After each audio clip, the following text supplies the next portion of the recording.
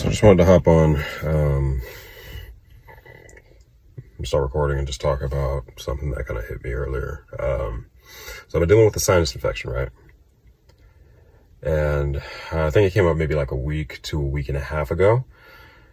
And so I'm going to sleep, not hacking, but I'm going to sleep, clear my throat, and, my ears feel just stuffed, right? And I'm waking up and, just my nose is just dry. It feels like I just can't breathe through my nose sometimes, like I'm just mouth breathing the entire time. And then having a job where I'm talking to people, if I'm talking for more than 5 minutes straight, or with somebody 5 minutes straight, then I start to actually have to breathe through my mouth. Like there's no way I'm breathing through my nose at that point.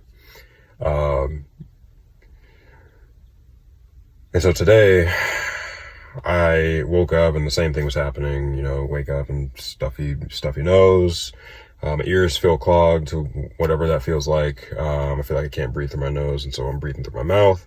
I'm eating food like, and I'm going about my day as if nothing's different. And so I get to work, sitting on the gym floor, I'm making calls, I'm doing prospecting, I'm talking to people, I'm, getting declines, whatever it is, I'm getting people on my schedule. And then after an hour or two, I go to clean some areas. I go clean the squat racks and, get stuff organized, because it's a little disorganized, because, it's middle of the day. So this is peak season for people to come and lift. And then people just decide not to put weights back for whatever reason. So I'm done with that. I go back to my desk and I'm working on spreadsheets. I'm working on programming. I'm just, typing stuff up, writing stuff down, getting stuff closed up so that I can get out of there at 3:30. And I get in my car and I drive back to our house. And here I am now, and I'm sitting in the car and I turn off the engine and it's completely quiet. There's just, outside of, a few birds chirping here and there, there's no rain. The car engine's off, there's no wind, there's nobody outside, there aren't any cars driving by. And I realize, sitting in complete silence, for what I can tell, I have ringing in my ear. Just very subtle, extremely subtle. If there was anything else going on that was a consistent noise, I wouldn't hear it. But that ringing in my ears has been there the entire time, because if you ever had, ringing in your ears from listening to music too loud or something like that, you feel like your eardrums are kind of like swollen. I don't know how to describe it, but that's how I feel with my ears. And so I'm sitting here kind of shocked, like, okay, I've had ringing in my ears the entire time and I didn't even realize.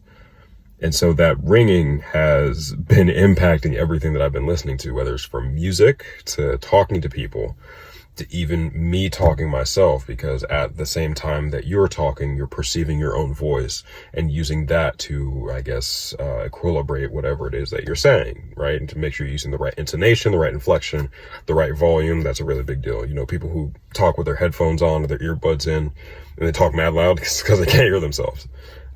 So that's going on in my head, and it made me think about the fact that I've gone my entire day with this slight filter going on in my ear, preventing me from hearing correctly, speaking correctly, and responding correctly because of the first two.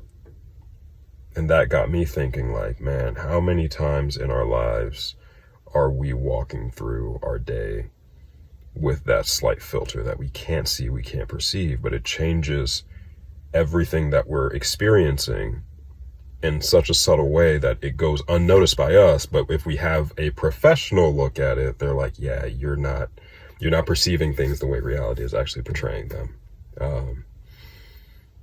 And so they got me thinking about past trauma, current situations, previous experiences, preconceived notions, mental strongholds, stronghold being a thought that we've decided to build a wall around, and that thought is actually a lie.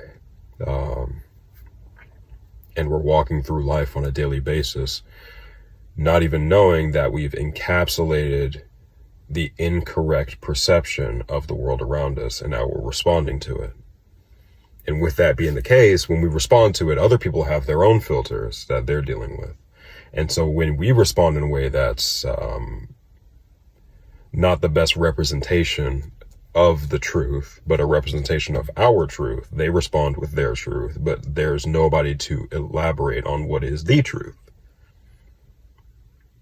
So I just thought, why not talk to y'all about the fact that I just took this thought process of my own perception of my day and equated it to the fact that I'm walking through life consistently while I also have this minor, for what I can tell, filter affecting everything that I'm experiencing and therefore affecting everything that I'm doing. Next time you perceive something and it doesn't come across the way that you would expect, take a look at your own self first. Take out your eye and kind of wipe it off, make sure there's nothing on it, and look at it and say, okay, am I perceiving this the way that it was supposed to be portrayed? And at the same time, when you respond to something, be humble enough to ask yourself, did I respond to this without looking at my own filter first? Because maybe the problem that we're walking through right now isn't necessarily a problem. It's more so a mirror that's held up against us so that we can see exactly where we aren't in some areas. Food for thought.